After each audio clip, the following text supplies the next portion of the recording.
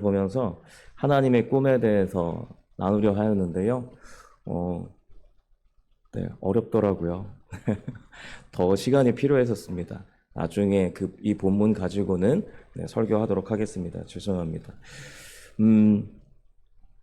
오늘 말씀의 제목은 거룩하신 하나님의 용서입니다. 우리나라는 참 기괴한 문화가 있습니다. 가해자가 피해자보다 더 보호를 받는다는 것입니다. 가해자는 모자이크 처리를 하고 피해자의 얼굴은 매스컴에 보란듯이 나오는 것이 우리나라의 문화입니다. 그리고 중범죄자가 반성문을 썼다고 감형을 해주기도 하죠. 왜 이렇게 되었을까라고 한번 생각해 보았습니다. 그러면서 꼬리에 꼬리를 물고 가다 보니까 아이들의 문화에도 이상한 것이 있었습니다. 그것은 교육입니다. 이 용서와 사과에 대한 교육인데요. 사과를 하면 받아줘야 하는 문화입니다. 어린 시절부터 한국 사회는 잘못한 친구에게 사과하는 법을 가르칩니다. 너무나 중요한 부분이죠. 그런데 그때 그 사과를 받은 친구는 나의 마음이 어떠하든지 그 사과를 받으면 용서를 해야 한다는 그 문화 속으로 들어갑니다. 그 아이의 마음속에 나는 피해를 입었고 그런데 그 마음이 이미 정리되지도 않았고 그 사과를 받았음에도 내 마음이 여전히 불편한데 사과를 했기 때문에 용서를 해야 하는 그런 문화가 아이들에게 교육이란 이름으로 문화로 자리 잡고 있는 것이죠. 왜 이런 교육을 할까요? 서로 이해하고 소통하는 사회, 서로에게 좋은 이웃이 되기 위해서라고 할 수 있습니다. 그런데 소통이 잘 되고 있습니까? 우리는 이 문화 속에 살고 있습니다. 모든 사람들은 생각이 다 다르고 모든 사람들의 말은 또 다르고 삶의 모양도 다르고 삶의 방향도 다른데 이 교육 안에서 사과를 했으니 용서를 해야 한다. 오늘 선거가 있었습니다. 정치인들을 보면 선거철에 서로에 대해서 흠을 잡기도 하고 그거에 대해서 서로 매스컴에서 이야기하죠. 그러면서 서로 내가 너무 심했다 사과하고 그리고 그 사과를 했으니 용서하는 모습을 매스컴을 TV를 통해서 우리는 보게 됩니다. 그러나 뒤돌아서 욕하는 모습도 우리는 보게 됩니다. 이게 무엇을 말할까요? 이것은 어쩌면 이 문화 안에서 우리의 마음의 수준은 올라가지 않았으나 그 교육이란 이름으로 그 문화가 사과하는 척, 용서하는 척, 그것을 했을 때에 그 문화권 안에서 그것은 용인되는 그런 모습은 아닐까요? 마음엔 전혀 사과할 생각도 없고 용서할 생각은 없지만 우리의 문화가 그러하니 사과하는 것이고 용서하는 것이죠.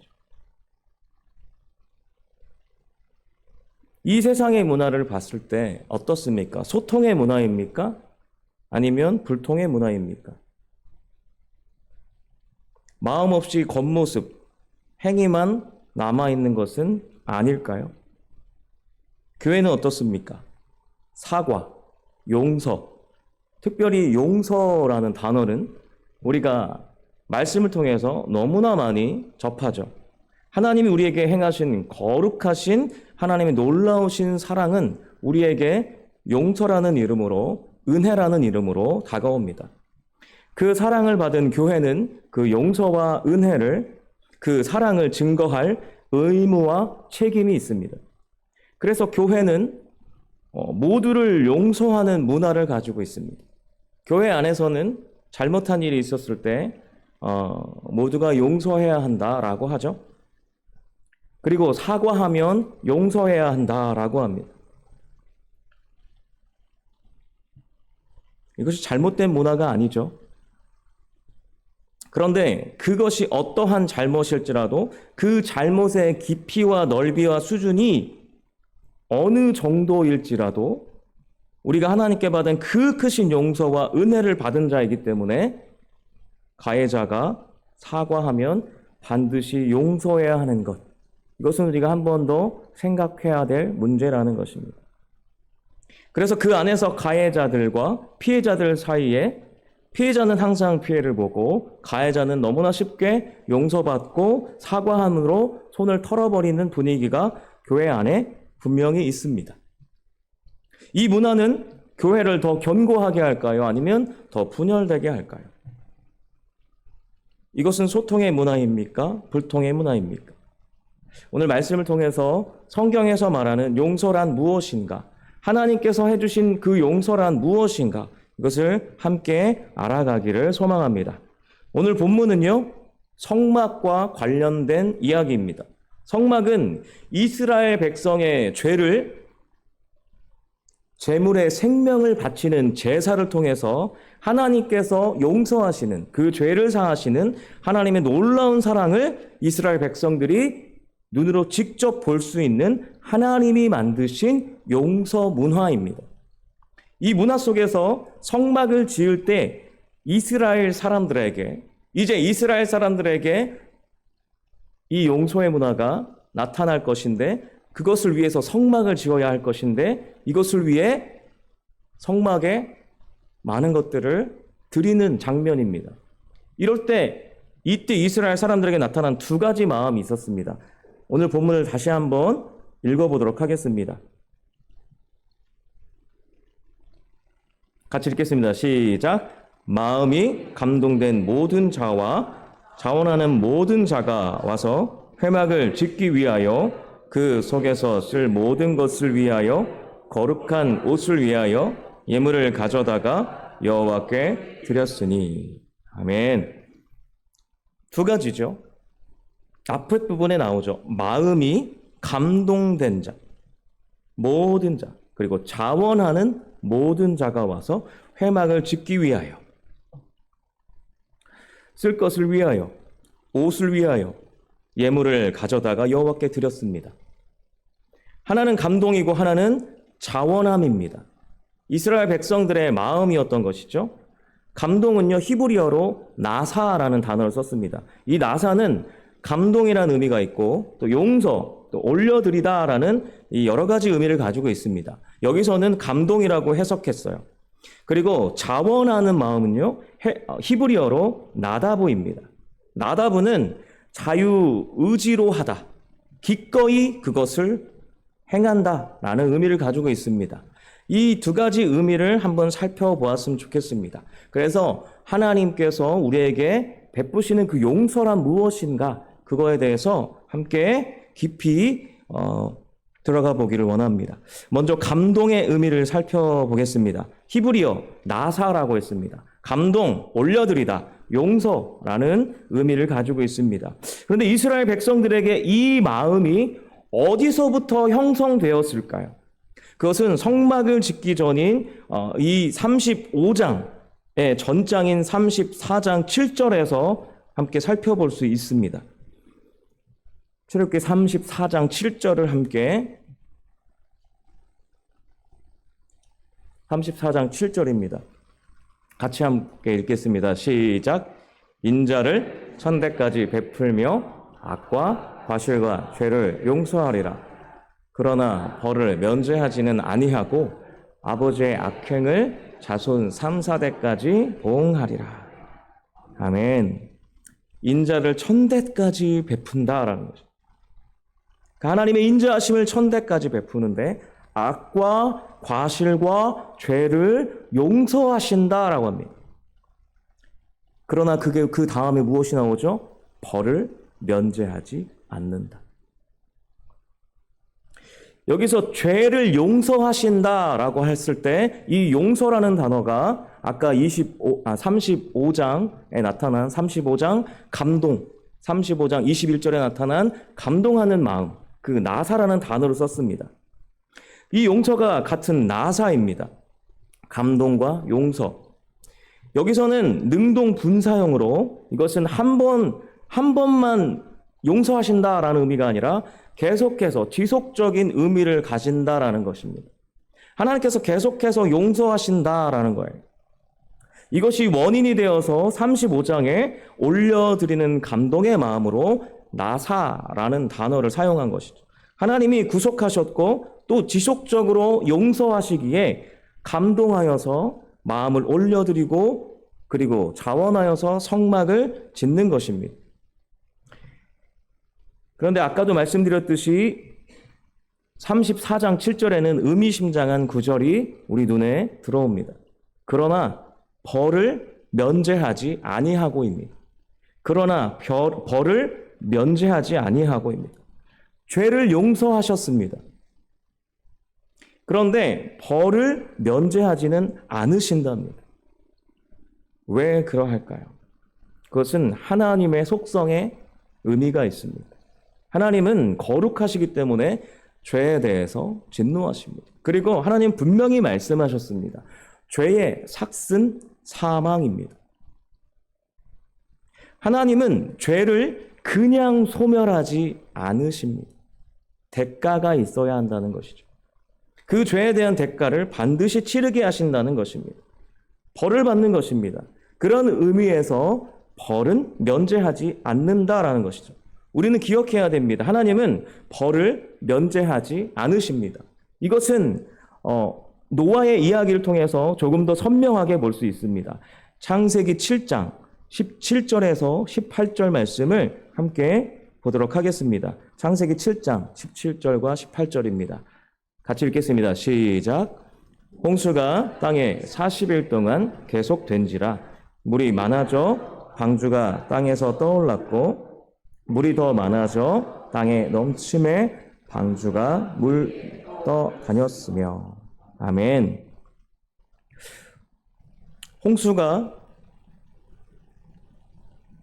일어서 모두가 죽었습니다. 그때 방주가 떠올랐습니다. 땅에 물이 넘침에 방주가 물 위를 떠다녔습니다. 이 방주가 물 위에서 떠올랐다라는 단어가 바로 나사입니다. 아까 말씀드렸죠? 올려드리다 라는 의미로 이 나사가 사용된 거예요. 용서와 감동과 이 올려드림에 어떤 관계가 있는 것일까요? 구원의 방주가 떠올랐습니다. 노아도 사실 당대 하나님께서 선택한 의인이지 노아도 사실은 물속에서 죽어야 하는 죄인이었다는 것이죠. 그러나 방주로 인해서 살았습니다. 노아의 죄에 대한 사함과 벌을 방주가 막아준 것이죠. 아니, 그것을 다 받아낸 것입니다. 벌을 면제받았다가 아니라 벌을 대신했다라는 의미로 볼 수 있는 것이죠. 방주가 그 벌을 대신했습니다. 그 대가를 치른 것이 방주인 것이죠. 그래서 방주는 예수 그리스도의 모형입니다. 예수님은 우리의 죄를 위해, 우리의 죄 사함을 위해서 십자가에 달려 죽으셨습니다. 또한 벌을 받으셨습니다.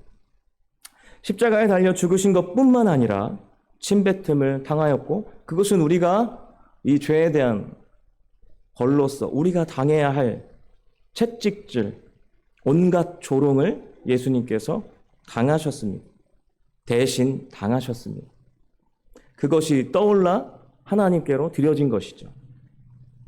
그분은 구원의 방주로서 우리의 벌, 진노를 다 받아내셨습니다. 우리는 이 사실을 바라보면서 벌은 면제되지 않는다라는 사실을 예수 그리스도의 십자가 사건을 통하여서 더 깊이 묵상해야 합니다. 그 사실이 죄에 대한, 죄의 삭스에 대한 깊은 이해로 가야 한다는 것이죠. 때문에 용서하되 벌은 면제되지 않는다. 그것은 자신이 그 죄에 대한 삭슬 사망으로 치르든 다른 사람이 삭슬 사망으로 치르든 죄는 반드시 그 값을 치르게 되어 있다. 벌은 면제하지 않는다. 이것이 바로 하나님의 공의입니다. 그런 의미에서 출애굽기 34장 7절에 벌을 면제하지 않는다라고 하신 것, 이것은요 사실은 앞에 반드시가 들어가야 합니다. 개정에서는 그냥 면제하지 않는다로 기억되어 있지만 히브리어에는요 어떠한 의미를 강조하기 위해서 같은 단어를 두 번 사용하기도 합니다. 그럴 때 반드시라는 단어가 들어가거든요. 여기서 정결하게 하다라는 단어로 나카라는 단어를 두 번 사용했습니다. 그래서 반드시 벌은 면제받지 않는다라는 의미로 사용되어야 하는데, 이런 표현들은요 구약 성경에서 이 사안이 굉장히 중요할 때, 엄중할 때 자주 사용됐습니다. 대표적인 구절이 아담과 하와에게 선악을 알게 하는 나무의 열매를 먹지 말라고 경고하실 때 쓰였습니다. 이 선악을 알게 하는 나무를 먹으면 정령 죽으리라 했습니다. 반드시 죽으리라. 그때 쓰였던 단어가 모트라는 단어입니다. 이것은 망한다, 죽는다라는 의미인데요. 그 다음에 모트, 타모트라고 썼습니다. 타모트는 같은 모트를 사용했는데 이 타가 들어가면서 너는 반드시 죽는다. 그러니까 죽는다, 너는 반드시 죽는다. 그래서 너는 죽는다입니다. 너는 죽는다. 그래서 이 두 단어가 혼합되어서 반드시 죽는다라고 성경에 기록된 것이죠. 그렇기 때문에 여기서도 낙하를 두 번 사용했다면 반드시 벌을 면제하지 않는다로 표현되어야 했다는 것이죠. 실제로 하나님께서는 어느 누구의 죄도 그냥 넘어가지 않으시고 반드시 그 값을 물으십니다. 그것이 우리를 위해서 예수 그리스도께서 죽으신 이유인 것이죠. 그러나 교회 안에서 내가 사과를 했으니 당연히 용서를 받았고 용서를 받아야 한다라고 생각하는 것, 그것은 어쩌면 죄의 삭시 사망이라는 사실, 그 죄의 결과에 대한 책임을 물어야 한다는 사실, 그래서 예수님께서 죽으셨다는 그 사실을 어쩌면 그냥 쉽게 뛰어 넘어가는 것은 아닌가라고 한 번 더 우리가 용서에 대해서 생각해봐야 할 문제라는 것입니다. 죄를 지었습니다. 이것이 나 혼자 죄면 그래도 괜찮지만 상대방에게 이 관계적인 부분에서 죄를 지었는데 그것에 대해서 죄를 짓고 용서를 향해서 바로 가는 것,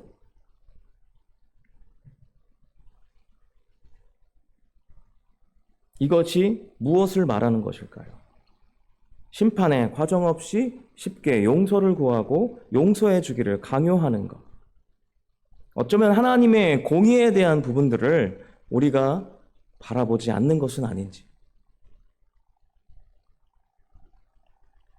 그런데 아이러니하게도 잘못된 용서의 문화는 사회든 교회든 가해자가 잘못을 저지른 사람이 더 당당합니다. 우리는 이 세상을 바라볼 때, 특별히 사람을 바라볼 때, 교회 안에서도 마찬가지죠. 사람은 악합니다. 사람 어떻게 하면 더 나를 위해서 이러한 것을 할 수 있을까를 생각합니다. 관계 안에서 이런 일이 반복되고 지속되면 어떤 일이라 합니까? 하나님은 그에게 벌을 주십니다. 그것은 그를 어리석은 상태로 그냥 두시는 것이죠. 제가 예전에 시편을 함께 나누면서 말씀드렸던 부분이긴 한데요. 구약에서 악인들을 그 악한 대로 두시는 이유는 그들을 향해서 하나님은 이미 심판 중이시라는 것입니다. 이 심판은 주변을 초토화시킵니다. 왜냐하면 악인이기 때문에. 그것이 악인지 모르고 계속해서 간다면 그 길을 따라갈 수 있는 사람들이 있을까요? 자신이 얼마나 잘못된 행동과 생각을 하는지 그 교만을 깨닫지 못하고 주변 사람들이 다 떨어져 나가는 것. 그때까지 잘 모른다는 사실은 그건 어쩌면 하나님께서 그에게 벌을 주고 있는 것입니다. 우리는 기억해야 됩니다. 무엇이 우리를 우리의 사회를, 그리고 우리의 교회를 갈라놓는가? 마음과 생각과 뜻을 갈라놓게 하는가? 아까도 말씀드렸지만 우리는 악합니다. 왜냐하면 우리의 영은 선하죠. 왜냐하면 예수님께서 함께 하시기 때문에. 그러나 우리 육신은 연약합니다. 그러나 우리 육신은 아담의 DNA로 되어 있습니다. 그래서 어떻게 하면 나에게 유리한 조건이 될 수 있을까를 생각합니다. 그렇기 때문에 우리에게 성경이라는 기준이 너무나 중요한 것이죠. 하나님은 거룩하시고 선하십니다. 그렇기 때문에 우리는 그 하나님의 용서를 반드시 배워야 합니다. 우리가 잘못을 저질렀을 때 벌은 면제하지 않는다는 그 하나님의 뜻을 우리가 마음 깊이 새겨야 한다는 것입니다. 이것이 우리의 용서 문화가 되어야 합니다. 그래야 잘못된 생각이나 말이나 행동을 하기 전에 우리는 한 번 더 생각하게 될 것입니다.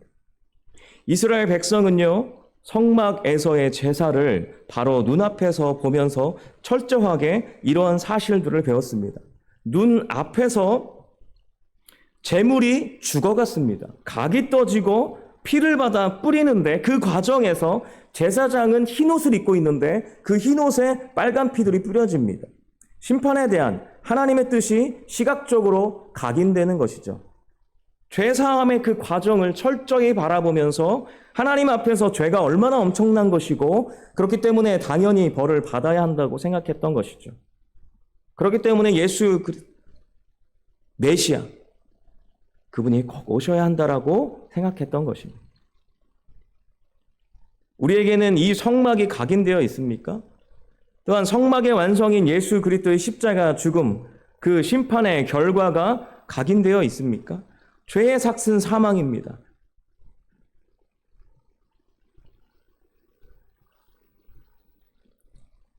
그런데 어떤 이들을 보면 죄의 삭을 용서로 보는 것 같습니다. 그래서 너무 쉽게 죄를 범하고 그리고 너무 쉽게 그 죄를 털어냅니다. 우리가 한번 생각해 봤으면 좋겠습니다. 도둑질을 했습니다. 그리고 회개하여서 하나님 앞에서 죄사함을 받고 눈물을 흘렸습니다. 그렇다고 그가 감옥에 가지 않습니까? 벌이 면제됩니까? 그러지 못한다는 것이죠. 예수님이 우리의 능력 있는 변호인이 되어서 하나님께서 우리의 죄를 용서하십니다. 그러나 이 세상에서 하나님은 우리가 그 죄에 대해서 벌을 받는 것에 대해서 용인하십니다. 벌을 받아야 한다라는 것이죠. 그 대가를 반드시 치르라 하시는 것입니다. 그것이 감동하는 용서, 올려드리는 의미의 용서의 하나님의 그 용서에 담긴 그런 마음들입니다. 두 번째로는요, 자원하는 마음입니다. 자원하는 마음. 자원하는 마음이란 무엇입니까? 아까도 말씀드린 대로 자유의지로 기꺼이 드리는 것입니다. 기꺼이 우리는 용서를 받고 우리는 기꺼이 자원하는 마음으로 그 용서받은 그 은혜로 인하여서 자원하는 마음으로 우리 하나님께 물질을 드립니다. 그 물질은 무엇입니까? 우리가 헌금을 드릴 때 이 헌금을 그냥 드리는 것이 아니라 이 헌금은 나의 몸에 대한 신앙 고백인 것이죠. 우리의 삶을 이 물질에 담아서 드립니다. 우리의 삶을 자원하여 드리는 것이죠. 그런데 우리가 여기에서 생각해야 할 한 가지가 있습니다. 자원, 자유의지, 기꺼이 여기에는 무엇이 수반되어야 됩니까? 자발적입니다. 자발적. 이 자발적이라는 것은 모든 사람에게 같은 수준으로 적용될 수 있습니까? 자발적은 같은 수준일 수 없습니다. 자원을 할 만한 수준이 안 되는데 그것에 대해서 억지로 하게 한다면 이것은 자발적인 것인가요? 강제적인 것인가요?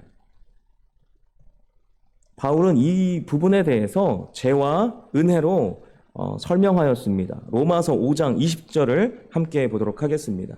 로마서 5장 20절입니다. 같이 읽겠습니다. 시작. 율법이 들어온 것은 범죄를 더하게 하려 함이라. 그러나 죄가 더한 곳에 은혜가 더욱 넘쳤나니. 아멘.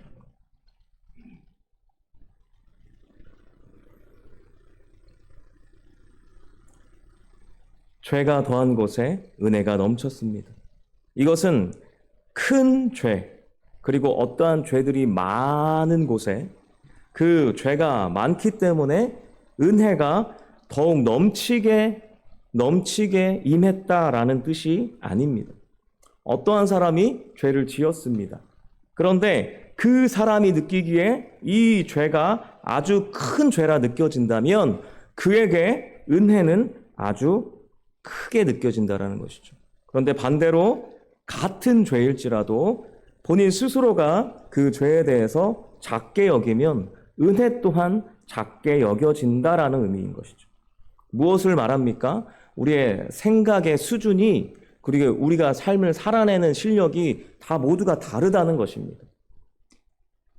그리고 은혜를 느끼는 것, 죄를 느끼는 것 또한 모두가 다르다는 것이죠.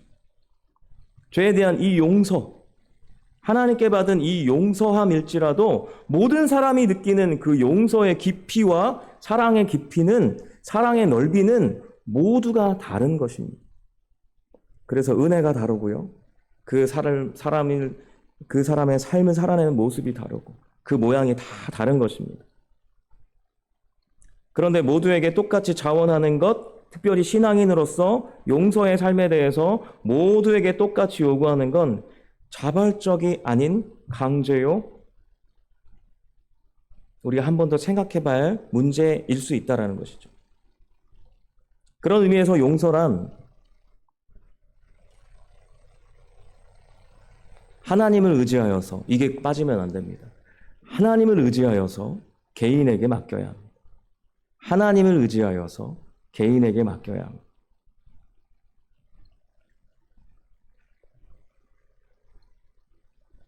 저희 집에는 안 괜찮아의 문화가 있습니다. 이게 언제부터 시작됐냐면요. 저희 하율이가 첫 아이인데요. 초등학교 저학년 때 시율이가, 둘째가 큰애를 계속 괴롭히는 거예요. 그때마다 우리가 시율이에게 누나한테 사과해 가르쳤습니다. 사과를 합니다. 시율이가. 큰아이는 괜찮아 대답합니다. 이것이 지속됐습니다. 이 큰아이에게. 어느 날 갑자기 이 큰아이가 안 괜찮아 라고 말하더라고요. 나 지금 안 괜찮아. 그 얘기를 들었을 때 저와 저희 아내는 많이 놀랐습니다. 왜냐하면 저희 수준의 생각도 사과를 하면 반드시 용서를 해야 한다라고 생각했습니다. 내 기분이 어떻든 상대방이 나에게 사과를 하면 나는 괜찮아라고 얘기를 해야 된다라고 우리는 그렇게 배웠는데 그 큰애가 안 괜찮아 얘기하는 거예요. 그때 한 번 더 생각해 보았습니다. 그 전까지 잘못하면 무조건 사과해야 되고 용서해야 한다. 이것을 사과하는 사람이 악용할지 모른다라는 생각을 못했습니다. 용서해주는 입장에서 상처가 될 것까지도 생각해보지 못했습니다. 왜인지 아십니까? 그것이 우리의 문화였기 때문에 그렇습니다. 그때 처음으로 나의 상황에 따라 사과를 안 받을 수 있지라고 생각을 했습니다. 이때부터 우리 아이들은 아직 사과를 받을 마음이 없으면 안 괜찮아라고 말을 합니다. 안 괜찮으면 안 괜찮다고 말할 수 있어야 합니다. 그렇기 때문에 제3자가 그 사이에 끼어들어서 용서를 해야 한다. 아니다. 용서하지 말아야 한다. 감나라, 배나라 하면 안 된다라는 것이죠. 그러나 그 앞에 하나님께가 있습니다. 하나님께 맡겨야 하는 것이죠. 하나님께 맡길 때 이 자원하는 마음이 굉장히 중요합니다. 그 개인에게 맡긴다라는 것은 하나님께 그 개인의 삶을 맡기는 것이죠. 우리가 아이들을 위해서 기도할 때에 그 기도를 통해서 이 아이가 어떻게 성장되고 그것을 바라는 것이 아니라 하나님께 이 아이를 맡기는 것처럼 이 용서에 대한 문제에 있어서도 그 개인에게 맡기는 것은 이 자원하는 마음, 히브리어로 나답이라고 했는데요. 이 원형이 어떤 의미를 가지고 있냐면요. 하나님께서 그에게 그 마음을 주실 것이다라는, 거기서는 재촉하다라는 의미가 있는데요. 이것은 하나님께서 재촉하신다라는 의미가 있습니다. 재촉하신다, 설득해 가신다. 자원하는 그 마음을 설득해 가신다라는 거예요. 하나님이 주시는 그 마음, 그런데 그 마음, 그 용서하는 그 마음, 그것이 누군가에 의해서 어쩌면 우리의 문화라는 이름으로 강요가 되고, 그것을 했을 때 내 마음이 여전히 불편하고, 그러나 해야 하는, 그렇다면 자발적인 이 용서에 대해서, 이 작은 용서에서부터 좀 더 큰 용서까지 우리가 자라날 수 있는, 스스로 자라날 수 있는 그런 수준이 되어질까요? 처음으로 돌아가서 사람들의 마음속에 불통이 있는 이유가 무엇일까요?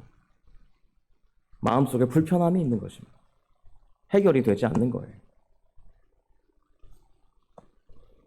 한 인간이요, 다른 인간을 용서할 수 있는 수준이 되려면 내가 예수님 앞에서 얼마나 엄청난 죄를 지었는지 그것을 깨달아야 합니다. 그 전까지 잘 못해요. 내가 얼마나 큰 죄인인지를 인식할 때 이것이 가능해지는 것이죠. 내가 얼마나 형편없는 사람인가? 내가 얼마나 사랑을 말로만 떠들었던 자인가? 나의 생각과 나의 죄악들이 그것으로 인하여서 내가 바닥을 쳐봐야 합니다.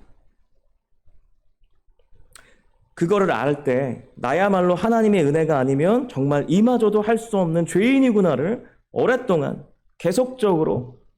계속해서 경험하고 느껴야 하나님의 용서가 얼마나 엄청난 것인지 깨닫고 그 길을 우리가 조금씩 따라갈 수 있는 수준이 되어가는 것이죠. 그렇게 깊어지고 자발적인 자리로 가게 되는 것입니다. 그렇기 때문에 용서는요, 교육이라기보다 문화가 되어야 합니다. 다시 또 문화 이야기가 들어갑니다. 문화란 무엇입니까? 그 문화권 안에 있는 모두에게 통용되는 자연스러운 현상입니다. 하나님 앞에서 먼저 그 은혜와 용서의 세월을 보낸 우리의 어른들의 삶을 통해서 그 자녀와 자녀들, 다음 세대들은 우리의 어른들을 바라보며 그들은 바라보고 그 시선과 우리의 이 문화에 대한 그 공기를 느낍니다. 그래서 이 문화를 간접적으로, 직접적으로 느끼면서 경험해 가면서 커갑니다.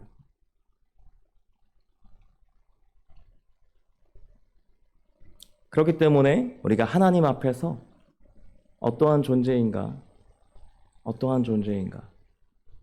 그것으로 시작해서 작은 용서부터 시작해야 합니다. 그리고 우리가 다른 사람들을 하나님 안에서 존중하며 살아야 합니다. 쉽게 다른 사람에게 예의 없는 행동을 하면 안 되는 것이죠. 하나님 앞에서 먼저 그 은혜와 용서의 세월을 보낸 어른들이 먼저 그 삶을 살아냈던 그 모습들을 우리 아이들에게 보여주는 그런 용서의 문화가 윗물이 맑아야 아랫물이 맑은 그 문화로 나아가야 하는 것이죠. 말씀을 마치겠습니다. 사과했으니 용서하라. 이것은 너무나 중요합니다. 사과하고 용서하는 것, 이것은 정말 중요한 우리의 문화입니다. 그런데 그 안에 그 안에 분명한 것은 우리가 죄를 지었을 때 벌은 면제하지 않는다라는 하나님의 공의가 있다는 사실을 잊지 않아야 합니다. 문화적으로는 이 부분이 굉장히 필요하죠. 그렇기 때문에 우리가 지혜가 필요합니다. 분별력이 필요합니다. 그러나 한 가지 분명한 사실, 모든 가해자들에게 이 모든 것들이 면죄부로 주어지면 안 된다라는 사실입니다. 우리가 용서하는 이유는 우리가 하나님께 용서받았기 때문입니다.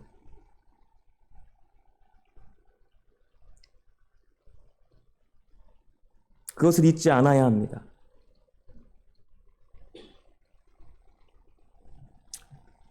그럴 때 가해자가 계속해서 죄를 더 짓게 하는 죄가 만연해지는 그러한 그 죄에 대한 만성의 길로 가는 양심이 사라지는 그 길로 가는 일에 있어서 우리의 용서가 악용되지 않을 것입니다. 그렇기 때문에 우리의 용서에 대한 생각들, 문화들에서 가장 중요한 사실은요, 내가 하나님 앞에 하나님께 존중받았듯이 모든 상대방을 존중하고 예의 있게 대해야 한다는 것입니다. 그 문화가 우리의 용서 문화로 자리 잡기를 소망합니다. 우리 시간 함께 기도하며 나아가기 원합니다. 말씀을 의지하여서 함께 기도하시겠습니다. 우리는 하나님의 은혜로 삽니다.